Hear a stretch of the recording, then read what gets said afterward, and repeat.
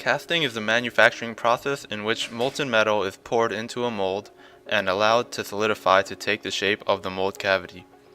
Casting processes can be distinguished with two main categories: expendable mold and permanent mold. Let's look at the expendable mold process, where the pattern is retained after creating the mold, and the mold is destroyed when removing the casting. Here's a diagram showing the components involved in closed mold sand casting. In the closed mold process, the cope, or the upper half of the mold, and the drag, or lower half of the mold, enable the removal of the pattern inside. Each half is contained in a box called a flask. The runner is a small path dug from the cavity to the downsprue, where the molten metal will flow into the part. The downsprue can be made using a conical cutout. Due to shrinkage of the metal part during solidification, a riser must be included.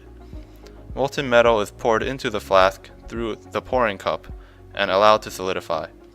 After an adequate amount of time, the flask is opened, the sand mold is cracked, and the casting is taken for cleaning, polishing, or machining.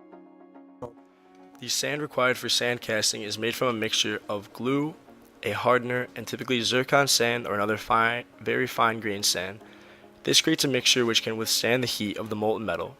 The sand is then blown into a master mold, which can be made of iron or wood. Gas is then injected into the sand mold, which activates the hardener, thus solidifying the mixture.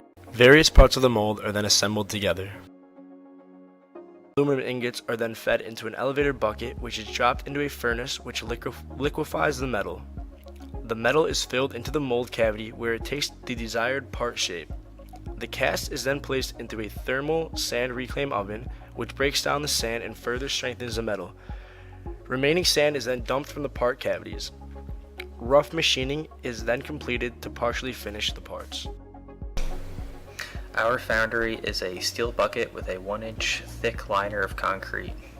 The bucket is surrounded by a layer of brick to keep as much heat as possible in the bucket. The crucible is placed inside the steel bucket surrounded by charcoal. Other combustible gases such as propane may be used, but charcoal is the simplest fuel to use. A blow dryer is used to add air into the combustion chamber. This increases the firing temperature. Aluminum scraps and round stock are placed into the foundry. The crucible is used to hold the aluminum, which is made of stainless steel. Stainless steel has a melting temperature of 2,550 degrees Fahrenheit, whereas aluminum melts at a temperature of 1,220 degrees Fahrenheit.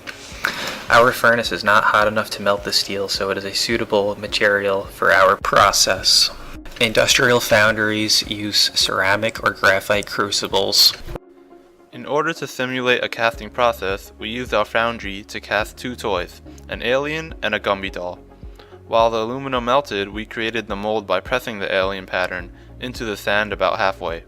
We carefully removed the alien without jeopardizing the mold. Our first pour attempt was unsuccessful due to the aluminum not being sufficiently heated nor having melted enough aluminum in order to fill the cavity.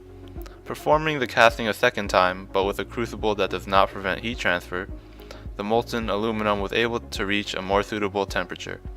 A new Gumby mold was created using a less extensive pattern and packed with more care.